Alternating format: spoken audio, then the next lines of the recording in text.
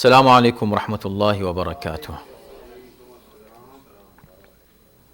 حضرات، آج جمادی الثانی کی 10 تاریخ ہے 1437 اور مارچ کی 19 تاریخ ہے 2016، اور آج ہم سورہ مبارکہ انعام کی آیت نمبر 108 سے لے کر 110 تک کی تلاوت کا شرف حاصل کریں گے۔ اعوذ باللہ السمیع العلیم من الشیطان اللعین الرجیم، بسم اللہ الرحمن الرحیم۔ الحمد للہ رب العالمین، والصلاة والسلام علی سیدنا و نبینا و مولانا ابی القاسم محمد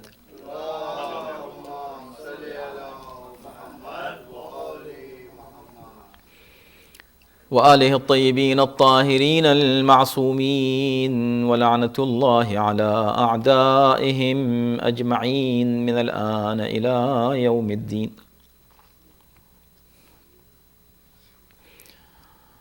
اما بعد فقد قال اللہ فی کتابہ الکریم، بسم اللہ الرحمن الرحیم، وَلَا تَسُبُّوا الَّذِينَ يَدْعُونَ مِن دُونِ اللَّهِ فَيَسُبُّوا اللَّهَ عَدْوًا بِغَيْرِ عِلْمٍ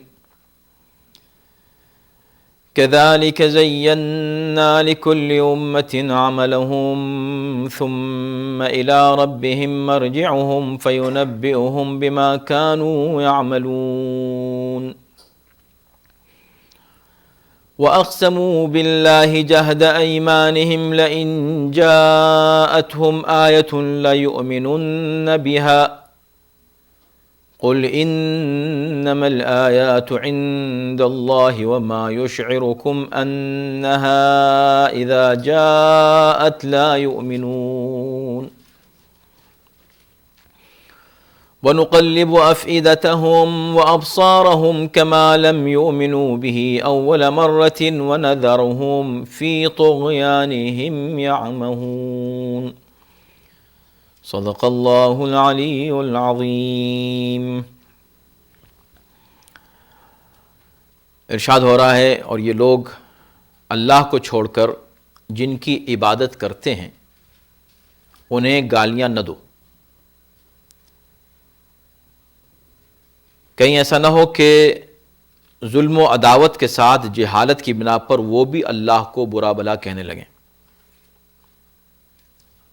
اس طرح ہم نے ہر قوم کے لیے ان کے عمل کو زینت دی ہے، پھر انہیں اپنے رب کی طرف پلٹ کر جانا ہے، اس وقت وہ انہیں ان کے اعمال سے باخبر کر دے گا۔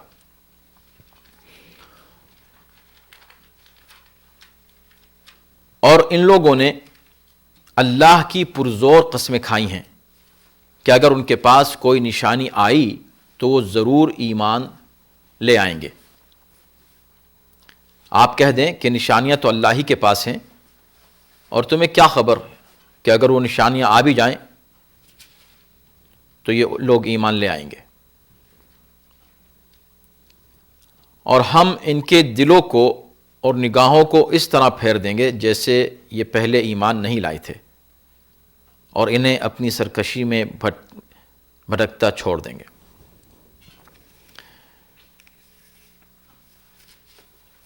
یہ 3 آیتیں ہیں جو گزشتہ آیات ہی کا تسلسل ہیں۔ جیسے کہ آپ جانتے ہیں کہ سورہ انعام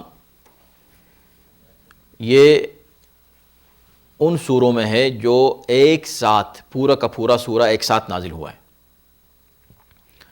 اور اس پورے سورے کا موضوع توحید الہی ہے۔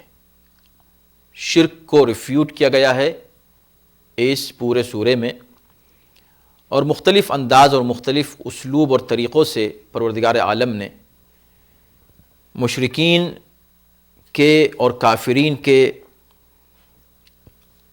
عقائد کو باطل کیا ہے علمی بحث کے ساتھ، دلائل و براہین عقلی اور فکری دے کر۔ گزشتہ ہفتے جو بات ہو رہی تھی، آیت جہاں تمام ہوئی تھی آیت نمبر 107، اس میں کہا گیا تھا کہ وَلَوْ شَاءَ اللَّهُ مَا أَشْرَكُوا، وما جعلناک علیہم حفیظا وما انت علیہم بوکیل، اے ہمارے حبیب اگر خدا چاہتا تو ان میں سے کوئی شخص بھی شرک نہ کرتا، لیکن ہم نے تمہیں ان کا نگراں بنا کے نہیں بھیجا ہے اور نہ ہی تم ان کے ذمہ دار ہو۔ تو بات یہاں پہنچی تھی کہ چونکہ اسلام ایک لاجیکل اور ریشنل ریلیجن ہے اور مذہب ہے اور آئیڈیالوجی ہے، اس لیے اسلام کو ضرورت ہی نہیں ہے کہ فورسفلی اپنے معتقدات کو دوسروں سے منوائے۔ لا اکراہ فی الدین، دین میں کوئی بھی اکراہ جبر نہیں ہے، کوئی کمپلشن نہیں ہے۔ کیوں؟ قد تبین الرشد من الغی، اس لیے کہ گمراہی سے حقیقی سچا راستہ واضح ہو چکا ہے۔ تو ہدایت اور گمراہی جب یہ دو راستے بالکل واضح تبینہ یعنی واضح ہو گئے تو اس کے بعد پھر زور زبردستی سے کسی کو ہدایت کے راستے پر چلانے کی ضرورت ہی نہیں ہے۔ اللہ کی طرف سے صرف یہ ہوتا ہے کہ پیغام دے دیا جائے۔ انبیاء کو اسی لیے بھیجا کہ ان کا کام وما علینا الا البلاغ، ہمارا کام صرف پہنچا دینا ہے، زور زبردستی سے دین کو منوانا ہمارا کام نہیں ہے۔ یہی وجہ ہے کہ جو لوگ دین کو زور زبردستی سے منوانا چاہتے ہیں ان کا دین اسلام سے کم کوئی تعلق نہیں ہو سکتا، اگر وہ فورسفلی کسی کو اپنے عقیدے پر لانا چاہتے ہیں، جیسے آج کل یہ ایک وہابی نظریہ جو پھیل رہا ہے اور اسی سے نکلی ہوئی شاخیں جو دہشت گردی کی ہر طرف آپ دیکھتے ہیں اور سنتے ہیں کہ یہ لوگ زور زبردستی سے ہر ایک کو کافر کہہ دیتے ہیں۔ یہ تکفیری ایک نظریہ ہے، ہر ایک کو کافر مانتے ہیں اور کافر ماننے کے بعد ہر ایک کو قابل قتل سمجھتے ہیں اور زور زبردستی سے چاہتے ہیں کہ ان کے نظریے کو مان لیا جائے جو انہوں نے سوچا ہے، ان کا ورژن جو اسلام کا ہے۔ اسلام اپنے طور پر بھی خود یعنی اللہ بھی زور زبردستی نہیں کرتا۔ نبی سے کہا کہ نبی تم ان کے ذمہ دار نہیں ہو، تم ان کے لیے داروغہ بنا کے نہیں بھیجے گئے ہو کہ ضرور مانو، تمہارا کام ہے پہنچا دینا۔ یہ صرف نبی سے نہیں کہا، اپنے لیے بھی کہہ دیا، اے ہمارے حبیب ہم صرف تم سے نہیں کہہ رہے ہیں، یعنی ہم بھی اگر ہم چاہتے تو ان میں سے کوئی شرک کر سکتا تھا، کسی کی مجال تھی شرک کرے کوئی؟ ہم اگر چاہتے ان میں سے کوئی بھی شرک نہیں کر سکتا تھا، مگر ہم نے ان کو اختیار دیا، عقل و اختیار دے کر ان کے اوپر بات چھوڑ دی۔ انا ہدیناہ السبیل، ہم نے ہدایت کا راستہ واضح کر دیا، ظاہر کر دیا۔ جب ظاہر کر دیا اب ان کے اوپر ہے کہ اس کو قبول کر کے ہدایت پانا چاہتے ہیں یا اس کو ریجیکٹ کر کے وہ گمراہ ہو جانا چاہتے ہیں۔ ان کے اوپر زور ہم نہیں کریں گے۔ تو جب نبی نہیں کر سکتے اور خدا بھی نہیں کرتا تو کوئی خدا کا ماننے والا خدا کے نام پر کسی پہ زور زبردستی کیسے کر سکتا ہے؟ سوچنے کی بات ہے۔ کہاں ہے اس کا تعلق اسلام سے، کہاں ہے اس کا تعلق قرآن سے؟ جو نظریات آج کل پیش کیے جا رہے ہیں اسلام کے نام پر، اسلام کو بدنام کرنے کے لیے۔ تو ایک بات یہ ہوئی۔ اب یہیں سے آج کی جو آیتیں ہم نے پڑھی ہیں اس میں جو پہلی آیت ہے بہت دلچسپ ہے، آیت نمبر 108، وَلَا تَسُبُّوا الَّذِينَ يَدْعُونَ مِن دُونِ اللَّهِ۔ جب یہ بات طے ہو گئی کہ اسلام میں کوئی زور زبردستی نہیں ہے اور ہر شخص آزاد ہے اپنے طور پر، ہاں اس کو خدا کو جواب دینا ہے قیامت کے دن، اللہ نے اس کو عقل دی ہے، اس کو اختیار دیا ہے، تو جب آپ کسی پر زور زبردستی نہیں کر سکتے کہ تم ہمارے عقیدے کو مانو، اسی کا تسلسل یہ ہے کہ آپ اگر کوئی شخص اپنے عقیدے پر غلطی کر رہا ہے، غلط مان رہا ہے کسی رہبر کو یا معبود کو، تو تمہیں حق حاصل نہیں ہے کہ تم کھلم کھلا اس کے سامنے اس کے معبود کو برا کہو۔ وَلَا تَسُبُّوا الَّذِينَ، اب یہاں پر لفظ ہے سب کا لفظ آیا ہے۔ سب عربی میں گالی کو کہتے ہیں، سب و شتم۔ ان کے خداؤں کو، وہ جنہیں پکارتے ہیں خدا کو چھوڑ کر، یا یدعونا سے مراد یہاں پر عبادت بھی ہے، یہ لوگ جن کی عبادت کرتے ہیں خدا کو چھوڑ کر، یعنی بتوں کی عبادت کرتے ہیں یا کسی کی بھی عبادت کر رہے ہیں، انہیں تم گالیاں مت دو، تمہیں کوئی حق حاصل نہیں ہے کہ تم ان کو سب و شتم کرو، گالیاں دو، ان کو برا بھلا کہو۔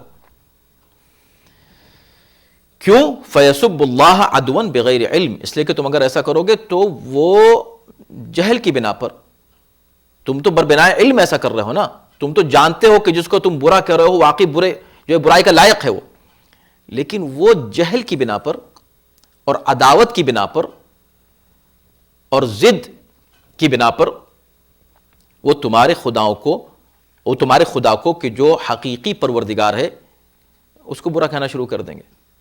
نتیجہ یہ ہوگا کہ تم سبب بنے اس بات کا کہ خدا کی توہین ہو رہی ہے، تمہارے مقدسات کی توہین ہو رہی ہے، تم ریزن بن رہے ہو اس کا۔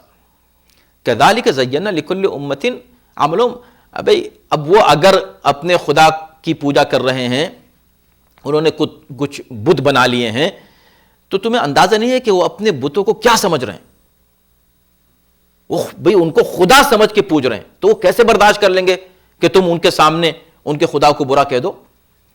ہم نے ہر امت کے سامنے ان کے اپنے عمل کو زینت ایسی دے دی ہے کہ وہ سمجھتے ہیں کہ وہی بہت سب کچھ ہے۔ ہاں ثم الی ربہم مرجعہم، بے شک ضرور ایک دن ایسا آئے گا کہ یہ سب کے سب پلٹ کر ہمارے پاس آئیں گے، اس وقت ہم ان سب کو بتائیں گے کہ کس کا عمل کیا تھا اور کس کا عقیدہ کیا تھا۔ تو نہ تو ہمیں حق حاصل ہے کہ ہم کسی پر زور زبردستی کر کے کہیں گے بھئی تم اس خدا کو مان رہے ہو، مت مانو اس کو، چلو ہمارے خدا کو مانو۔ زور زبردستی ہم نہیں کر سکتے۔ جب یہ نہیں کر سکتے تو یہ بھی نہیں کر سکتے کہ اس کے سامنے اس کے خدا کی توہین ہم کریں، وہ پلٹ کے ہمارے خدا کی توہین کر دے گا۔ اب اس آیت کے ذیل میں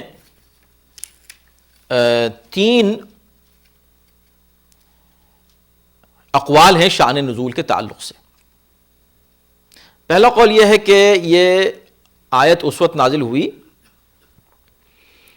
جب سورہ انبیاء کی آیت نمبر 98 نازل ہو چکی، جس میں کہا گیا تھا کہ انکم وما تعبدون من دون اللہ حسب جہنم، اے کافرو تم اور جن خداؤں کی تم عبادت کرتے ہو سب کے سب جہنم کا ایندھن بننے والے ہو۔ جب یہ آیت نازل ہوئی کہ تم اور تمہارے خدا سب جہنم میں جاؤ گے، تو مشرکین نے پیغمبر اسلام سے کہا کہ آپ ہمارے خداؤں کو برا بھلا کہنا چھوڑ دیں، ہم آپ کو وارننگ دے رہے ہیں، اگر آپ نے نہیں چھوڑا ہمارے خداؤں کو برا کہنا تو ہم آپ کے خدا کو برا کہنے لگیں گے۔ اس وقت یہ آیت نازل ہوئی کہ اے ہمارے حبیب اب آپ ان کے خداؤں کو برا نہ کہیں۔ خیر یہ ایک شان نزول ہے، لیکن یہ اس آیت کے اور دیگر آیات سے اتنا میچ نہیں کھاتا اس کا جو مفہوم ہے۔ کیوں؟ اس لیے کہ خدا کہہ رہا ہے اپنے نبی سے اے نبی اب ان کو برا مت کہو، جبکہ وہ آیت کوئی نبی کی تھوڑی تھی، آیت تو خدا نے اتاری تھی کہ تم اور تمہارے خدا جہنم میں جانے والے ہو۔ اگر اس کے اوپر وہ لوگ بگڑ گئے تو اب خدا چینج کر رہا ہے اپنے نظریے کو، ایسا نہیں ہے۔ دوسری بات یہ ہے کہ اس بات کی رد رازی نے بھی کی ہے یہ کہہ کر کے اپنی تفسیر میں کہ یہ سورہ تو پورا ایک ساتھ نازل ہوا ہے، الگ سے اس کے لیے کسی شان نزول کو بیان کرنے کی ضرورت نہیں ہے۔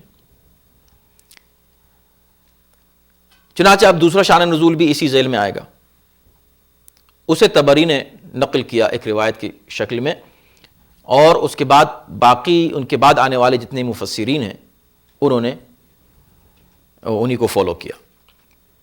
روایت یہ کہتی ہے کہ جب حضرت ابو طالب کا آخری زمانہ تھا، آخری وقت تھا، تو قریش کے تمام سردار جمع ہوئے اور جمع ہو کر انہوں نے کہا کہ چلو ہم ابو طالب کے پاس چلتے ہیں اور چل کر ان سے کہتے ہیں کہ تم اپنے بھتیجے کو روک دو، بالکل منع کر دو کہ وہ ہمارے خداؤں کو برا نہ کہیں۔ اور اس وقت کہنا جا کر ان سے اس لیے مناسب ہے کہ اگر ابو طالب کا انتقال ہو گیا اور بعد میں ہم نے ان کے بھتیجے کو مارا، قتل کر دیا، تو عرب یہ کہیں گے کہ بھئی جب تک چچا زندہ رہا اس وقت تک تو یہ کچھ نہیں کر سکے، جب چچا کا انتقال ہو گیا تو آ کر ایک شخص کو جس کا کوئی مددگار نہیں تھا مار دیا۔ تو یہ اچھی بات نہیں ہوگی، اس بات سے ہمیں شرم آئے گی کہ ہم نے اس کو مار دیا۔ لہٰذا ابھی جا کر ابو طالب ہی سے کہتے ہیں کہ وہ مرنے سے پہلے اپنے بھتیجے سے کہہ دیں کہ بھائی تم برا بھلا کہنا چھوڑ دو خداؤں کو. تو ابو سفیان، ابو جہل، نضر ابن حرث، امیہ ابن خلف، ابی ابن خلف، عقبہ ابن ابی معیط، عمر ابن عاص، اسود ابن البختری، یہ سب جمع ہوئے اور ایک شخص کو جس کا نام مطلب تھا اس کو بھیجا جناب ابو طالب کے پاس کہ یہ لوگ آپ سے ملنا چاہتے ہیں. حضرت ابو طالب نے کہا کہ ٹھیک ہے آنے دو. سب آ گئے، داخل ہوئے تو انہوں نے کہا کیا بات ہے، کیا مسئلہ آپ کو پتہ ہے، آپ جانتے ہیں کہ ہم لوگ کتنا پریشان ہیں آپ کے بھتیجے سے، وہ ہمارے خداؤں کو برا کہتے رہتے، ان کو ذرا روکیے. تو حضرت ابو طالب نے کہا ٹھیک ہے میں بلاتا ہوں اپنے بھتیجے کو. بلایا بھتیجے کو. ہاں میرے لال، آپ ان کے خداؤں کو برا کہتے ہیں، یہ دیکھیں یہ لوگ یہ کہنے آئے ہیں. تو کہا کیا کہتے ہیں؟ تو ان لوگوں نے کہا کہ دیکھو اے محمد صلی اللہ علیہ وسلم، آپ ہمارے خداؤں کو برا کہنا چھوڑ دیں،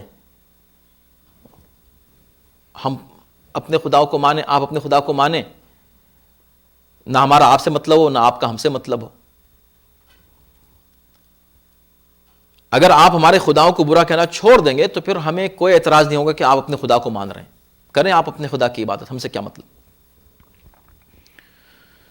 تو رسول اللہ نے فرمایا کہ ٹھیک ہے، کیا خیال ہے اگر میں تم کو ایک ایسا نسخہ بتاؤں کہ تم عرب و عجم سب پر زبردست قسم کی حکومت کرو اور تمہاری شان میں اضافہ ہو جائے. کہا ہاں ہاں بالکل بالکل، اس سے بہتر کیا بات ہے. تو کہا بس کہو لا الہ الا اللہ، کہو لا الہ الا اللہ، کوئی خدا نہیں اللہ کے سوا. تو وہ بگڑ گئے، انہوں نے کہا دیکھا ہم یہ تو کہنے آئے تھے اور آپ ہم سے پھر ہمارے سامنے یہ کہہ رہے ہیں. پھر انہوں نے یہ کہا کہ ٹھیک ہے، اب اگر آپ ہمارے خداؤں کو برا کہنا نہیں بند کرتے تو ہم آپ کے خدا کو برا کہنا شروع کر دیں گے.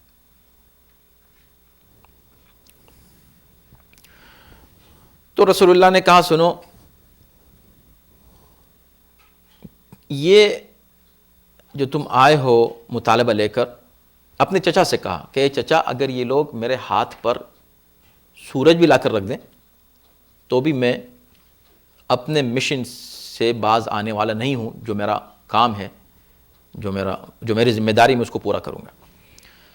اس کے بعد پھر جب انہوں نے وارننگ دی تب یہ روایت ہے کہ آیت نازل ہوئی. خیر یہ واقعہ اپنی جگہ ہے اور مختلف موقعوں پر یہ لوگ حضرت ابو طالب کے پاس آئے ہیں اور یہ رسول اللہ نے فرمایا ہے کہ اگر یہ چاند اور سورج میرے ہاتھوں پر رکھ دیں، یہ ساری روایتیں ہیں. لیکن اس میں اس کو اس سے جوڑنا قرین عقل نہیں لگتا اس آیت سے، کیونکہ اس کے بعد ان کا یہ کہنا کہ اچھا اگر نہیں مانا تو ہم تمہارے خداؤں کو برا کہہ دیں گے.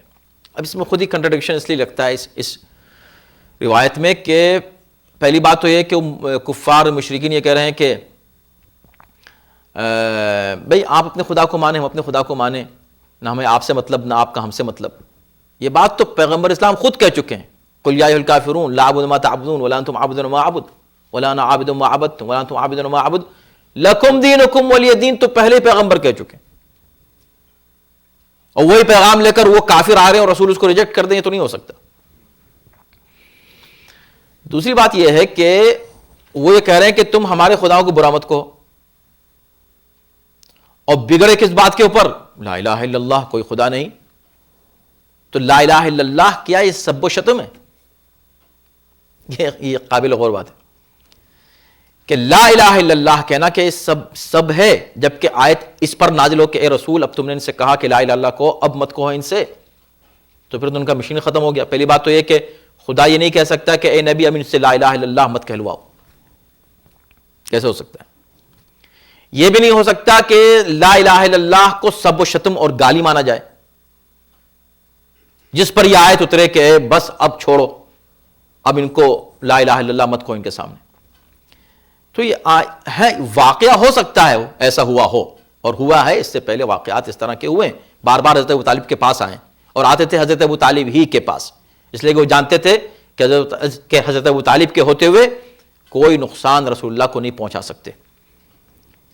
تو انہی کے پاس آتے تھے کہ بھئی آپ روکیں, اور وہ رسول اللہ کو کے سامنے ان کو اس لیے لے آتے تھے کہ تاکہ رسول اللہ سے ہی وہ لوگ جواب سن لیں اور دیکھ لیں کہ پیغمبر اسلام کی استقامت اور ثبات قدم کس حد تک ہے اس معاملے میں. خیر, اب ہم اس گفتگو میں زیادہ نہیں جائیں گے. تیسرا شان نزول جو ہے وہ زیادہ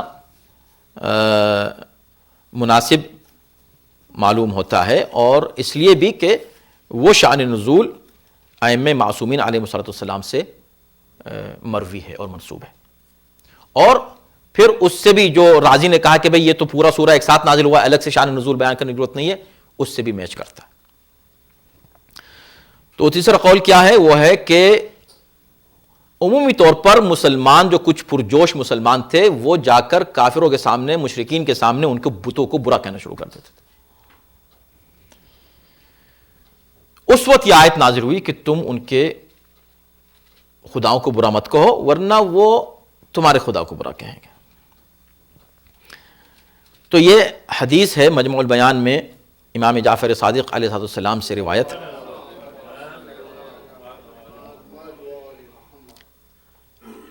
کہ جب ان سے پوچھا گیا کہ مولا یہ بتائیے کہ رسول کائنات کی, آپ کے جد کی ایک حدیث ہے جس میں آپ نے ارشاد فرمایا ہے کہ شرک چیونٹی کی چال سے زیادہ مخفی ہے. چیونٹی کی چال سے زیادہ, ابھی پوری بات نہیں ہوئی ہے, یہ حدیث ہے پیغمبر کی کہ چیونٹی کی چال سے زیادہ, یعنی اگر چیونٹی چل رہی ہو کسی کو محسوس ہوگا کہ چل رہی ہے؟ محسوس نہیں ہوتا. چیونٹی کا چلنا, اس کی چال محسوس نہیں ہوتی. اسی طرح شرک اتنا لطیف ہے اور اتنا مخفی ہو سکتا ہے کسی کے یہاں کہ اسے احساس نہ ہو اور وہ شرک کر رہا ہو, نعوذ باللہ. تو رسول اللہ نے فرمایا کہ شرک اتنا مخفی ہو سکتا ہے جتنا چیونٹی کی چال, وہ بھی وہ چیونٹی جو ایک سیاہ پتھر پر چل رہی ہو اندھیری رات میں. سیاہ پتھر پر اندھیرے, تو اگر چال سنائی نہیں دے رہی تو اب تو دکھائی بھی نہیں دے گی, ورنہ عام صورت میں تو آپ اس کو چلتے ہوئے دیکھ سکتے ہیں, مگر اب سیاہ پتھر کے اوپر چل رہی ہے, اس کا رنگ بھی خود سیاہ ہے اور سیاہ رات ہے اوپر سے, اور چل رہی ہے, تو کس کو پتہ چلا کہ یہاں چیونٹی چل رہی ہے؟ اس طرح شرک چل سکتا ہے, کسی کے عقیدے میں شامل ہو سکتا ہے. تو کسی نے امام سے پوچھا کہ مولا یہ تو بہت ہی خطرناک ہے, کیسے ہو سکتا ہے, اور اس کا کیسے پتہ چلے, کیا معاملہ ہے, اس کا مطلب کیا ہے؟ تب امام نے فرمایا کہ بھئی دیکھو, کچھ لوگ, کچھ مسلمان کافروں کے معبودوں کو برا کہتے تھے,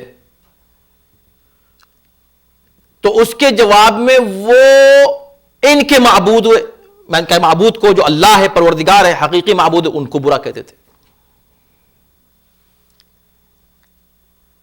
تو نتیجہ کیا ہوا کہ آیت نازل ہوئی لا تسبوا الذین یدعون من دون اللہ.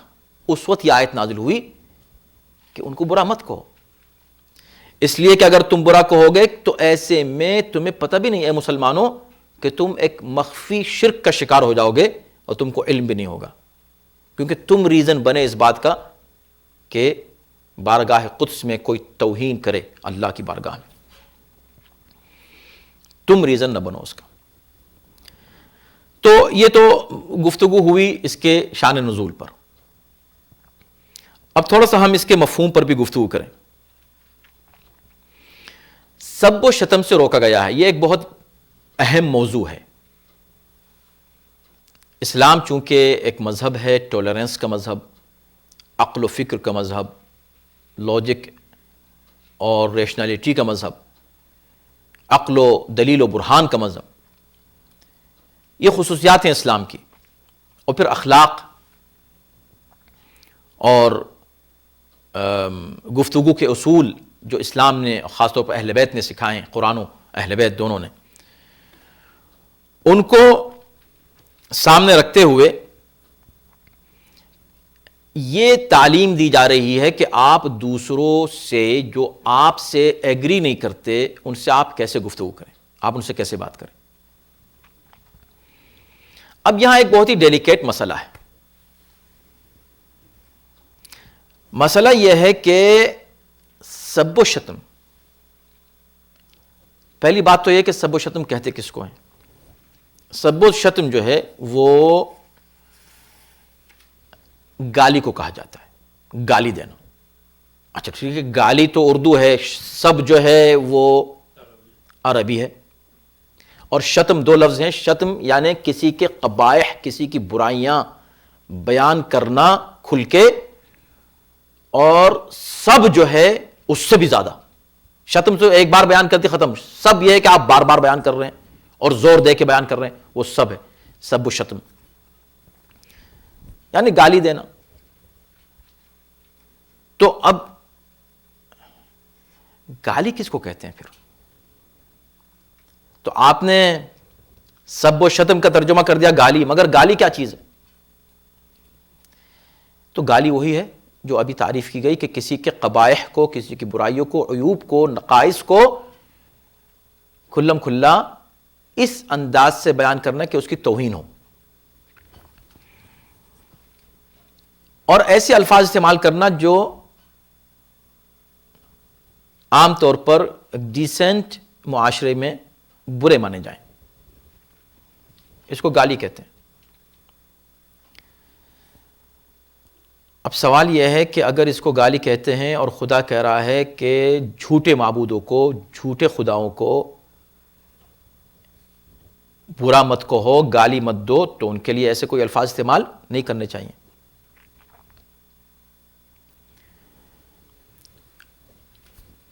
اچھا، تفسیر رازی میں ایک جملہ میں انہی کا پڑھ دیتا ہوں آپ کے لیے۔ وہ یہ کہتے ہیں، انہوں نے ایک سوال قائم کیا، اس پر بحث کی کافی قائم کیا۔ انہوں نے کہا کہ لقائل ان یقول، ہو سکتا ہے کوئی کہنے والا یہ کہے، ان شتم الاصنام من اصول الطاعت، کہ بتوں کو گالی دینا، شتم کرنا، اگر آپ لفظ گالی شاید بہت اسٹرونگ ہے، چلے ہم یہ کہ برا بھلا کہنا، من اصول الطاعات، طاعات یعنی عبادات کے اصول میں سے ایک اصل ہے، ایک بنیاد ہے، آپ اس کو ترک نہیں کر سکتے۔ یہ نہیں ہو سکتا کہ آپ بتوں کو برا نہ کہیں۔ کیسے ہو سکتا ہے کہ آپ مسلمان ہوں اور بتوں کو برا نہ کہیں یا برا نہ سمجھیں؟ ہو سکتا ہے؟ یہ تو اصول طاعات میں سے، اطاعت و عبادت کی بنیاد ہے یہ، اور ان کی بات صحیح ہے یہ، اس لیے کہ لا الہ الا اللہ، الا اللہ بعد میں کہہ رہے ہیں، لا الہ پہلے کہہ رہے ہیں، یعنی ان کا انکار پہلے کر رہے ہیں بتوں کا، پھر آپ اللہ کا اقرار کر رہے ہیں، تو انکار پہلے ہے، اقرار بعد میں۔ تو اصول طاعات میں سے فَكَيْفَ يُحْسِنُ مِنَ اللَّهِ أَن يَنْهَى عَنْهُ، تو یہ کیسے ہو سکتا ہے کہ خدا اس سے روک دے؟ اگر یہاں تک بات سمجھ میں آئی، جو انہوں نے سوال قائم کیا اس کا جواب بھی انہوں نے دیا ہے، اور جواب بہت معقول ہے، بالکل صحیح، ہم اس کو قبول کرتے ہیں۔ لیکن سوال جو ہے بڑا دلچسپ جو انہوں نے قائم کیا کہ کیسے ممکن ہے کہ اس کو آپ برا کہنا چھوڑ دیں؟ تو پہلے جواب سن لیجئے، پھر ہم اس پر بات کرتے ہیں۔ جواب وہ یہ کہتے ہیں کہ والجواب ان هذا الشتم وان كان طاعة، اگرچہ بے شک شتم، سب و شتم اصنام کی، بتوں کی سب و شتم، ان کو برا بھلا کہنا، ان کو گالیاں دینا،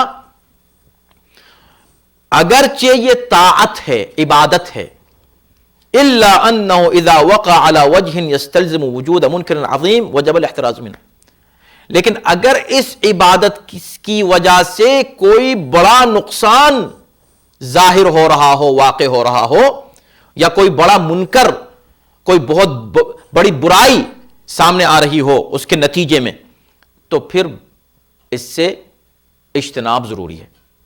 بات ان کی صحیح ہے کہ بھئی آپ یہ عبادت کر رہے ہیں, اس عبادت کے نتیجے میں ایک دوسرا شخص جو ہے وہ آپ کے خدا کو گالی دے رہا ہے, تو اب آپ یہ پریفر کریں گے کہ آپ اس کے خدا کو گالی دے کر مطمئن ہو جائیں اور اس کے بعد پھر اپنے خدا کے لیے گالیاں سن سکتے نہیں سن سکتے. کہا تو پھر کہو بھی نہیں تاکہ سنو نہیں. صحیح بات ہے. لیکن اس سے ایک چیز پتہ چلی کہ اس آیت سے کچھ لوگوں نے بالکل غلط مفہوم لیا.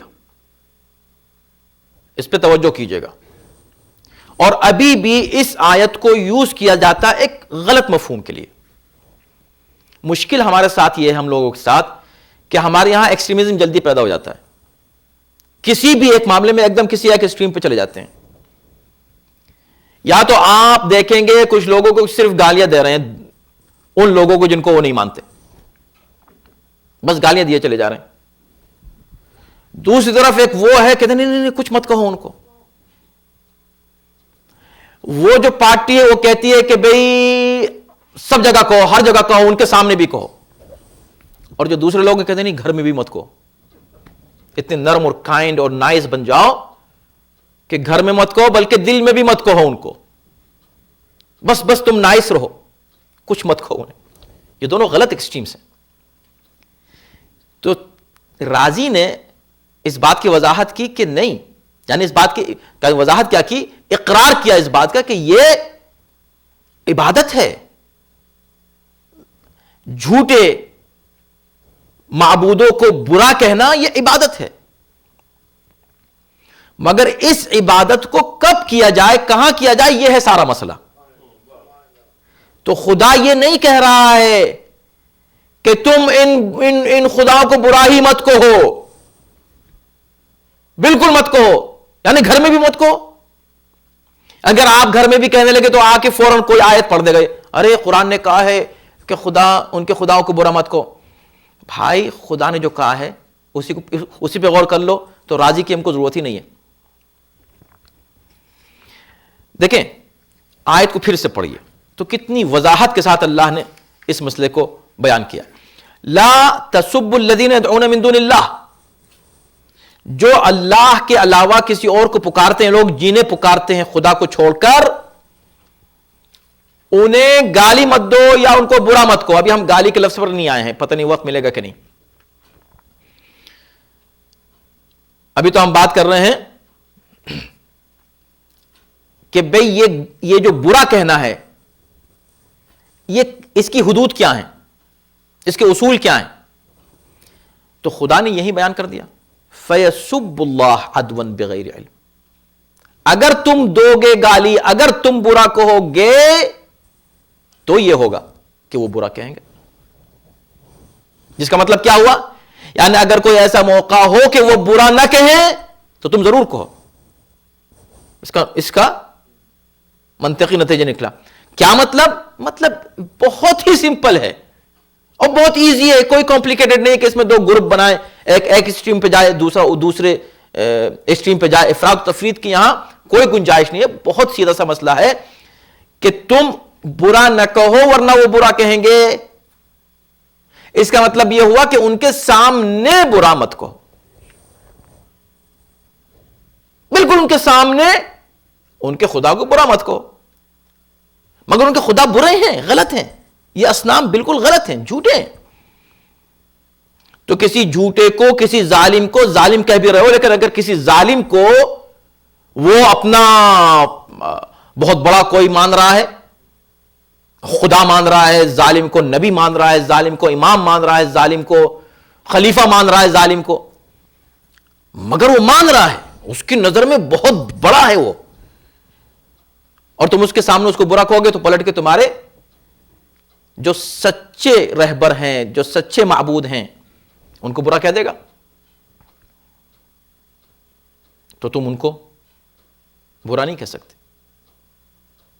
اس کے سامنے برا نہیں کہہ سکتے, ورنہ تمہارے معبود حقیقی کو برا کہے گا, یا معبود حقیقی نے جنہیں رہبر بنایا ہے ان کو برا کہہ دے گا. ٹھیک ہے, تو سامنے برا مت کہو. اور یہی چیز ایک حدیث میں امام جعفر صادق علیہ السلام سے ہے.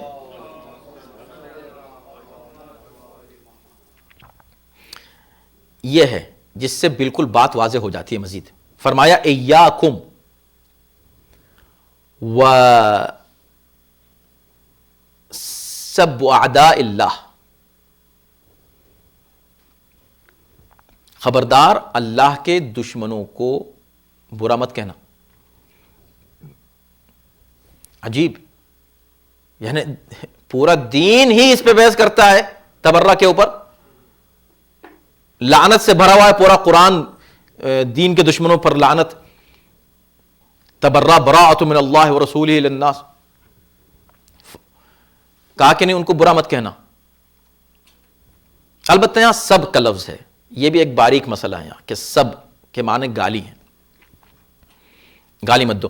حیث یسمعونکم، ایسی جگہ ان کو برا مت کہو جہاں وہ تمہیں سن رہے ہوں. مثلا یہ سینٹر ہے، مثلا انٹرنیٹ ہے، مثلا کوئی شخص آ سکتا ہے کسی وقت بھی کسی اور مذہب کا، آپ اس کے مذہب کو برا کیوں کریں؟ ان کے سامنے برا مت کہو، لیکن بھئی برا تو ہے مذہب، ان کا عقیدہ تو برا ہے، اس برے عقیدے کو اچھا تھوڑی مان لو گے تم، لیکن تمہارا اخلاق یہ ہے کہ تم ان کے سامنے ان کو مت کہو. فَيَسُبُّ اللَّهَ عَدْوًا بِغَيْرِ عِلْم، یہ استعمال کیا، یہی جملہ جو قرآن نے استعمال کیا مولا نے، کہا کہ اگر تم ان کے خداؤں کو، ان کے اعداء اللہ کو، اللہ کے دشمنوں کو ان کے سامنے برا کہو گے تو وہ پھر اللہ کو برا کہیں گے.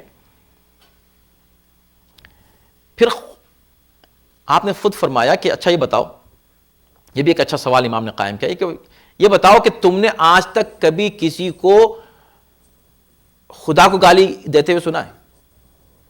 کسی کو بھی، مشرک کو بھی؟ کہا نہیں.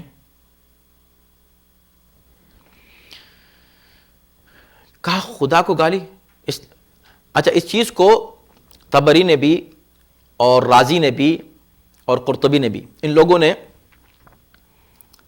یہ بات کہی ہے کہ یہ ممکن نہیں ہے کہ مشرک پلٹ کر خدا کو گالی دیں، اس لیے کہ وہ اللہ کو مانتے ہیں. مشرکوں میں سے ایک بھی ایسا نہیں تھا جو خدا کا انکار کرتا کہ خدا ہے نہیں. وہ کہہ رہے تھے خدا ہے لیکن یہ جو بت ہیں یہ ان کو اللہ نے کام سپرد کر دیے، ان کے ذریعے سے ہم خدا تک پہنچ رہے ہیں. ذریعے خود بنا لیے تھے، اپنے ہاتھ سے وسیلے بنا لیے تھے. تو خدا کو کیسے گالی دے دیتے وہ اللہ کو؟ تو اس کی وضاحت امام فرما رہے ہیں کہ وہ اللہ کو کیسے گالی دے سکتے ہیں. تو فرمایا تم نے کبھی خدا کو گالی دیتے؟ کہا نہیں سنا. کہا بس سنو، جو شخص اللہ کے کسی ولی کو گالی دے اس نے اللہ کو گالی دی. تو اگر تم ان مشرکین کے خدا کو برا کہو گے، ہو سکتا ہے پلٹ کے وہ خدا کو برا نہیں کہیں ڈائریکٹ، اس لیے کہ وہ خدا کو مان رہے ہیں، مگر وہ نبی کو برا کہیں گے جس کو وہ نہیں مان رہے ہیں. تو ہوگا کیا کہ تم اگر ان کے کسی بھی معبود کو برا کہو تو ہو سکتا ہے پلٹ کے وہ اس کو برا نہ کہیں جس کو تم مان رہے ہو، اس لیے کہ وہ اس کو بھی مان رہے ہیں، لیکن کسی ایسی محترم شخصیت کو برا کہیں جس کو وہ نہیں مانتے مگر تم بہت مانتے ہو. اور اس کا مطلب یہی ہوگا کہ انہوں نے گویا اگر ولی اللہ کو گالی دی تو اللہ کو گالی دی. تو مختصر کیا ہے آج کی گفتگو کا اختصار، چونکہ وقت ختم ہو گیا، کہ اور ہم اسی آیت پر ہی گفتگو کر سکے. ابھی پوری آیت بھی نہیں ہوئی کیونکہ یہ موضوع بہت مہم ہے. کہ دیکھیں اصول اسلام نے یہ قائم کیا کہ جھوٹے معبود جھوٹے ہیں، ان سے انکار، ان سے تبرہ، ان پر لعنت لازم اور ضروری ہے، اور یہ دین کے اصول میں سے اور اساس میں ہے، بنیاد میں ہے. لا الہ الا اللہ، لا الہ الا اللہ کہنا ہم ترک نہیں کر سکتے کسی قیمت پر. ایسا نہیں ہو سکتا کہ ہم کہیں بھئی لا الہ الا اللہ مت کہو اس لیے کہ اس سے ان کو برا لگتا ہے. لگتا ہو ہم کیا کریں، ہمارا عقیدہ ہے، مگر لا الہ سے ہم کو شروع کرنا ہے، کوئی خدا نہیں، ہم کو ان کے خداؤں کا انکار کرنا ہے. بات صرف اتنی ہے کہ آپ ایسے لہجے میں، ایسے انداز میں، ایسے طریقے سے ان کے خداؤں کو برا نہ کہیں کہ جس سے وہ جہل کی بنا پر جوش میں آ کر تعصب میں آپ کے حقیقی خدا کو برا کہہ دیں. اس کا خیال رکھنا ہے. جس کا مطلب کیا ہوا کہ برا تو کہنا ہے, برا سمجھنا بھی ہے, لیکن ان کے سامنے نہیں. اس لیے کہ اگر ان کے سامنے کہیں گے تو نتیجہ یہ ہوگا کہ وہ ہمارے مقدسات کی توہین کریں گے اور ہم اس کے ذمہ دار قرار پائیں گے. تو مختصر بات کیا ہوئی, برا تو کہنا ہے مگر ان کے سامنے نہیں.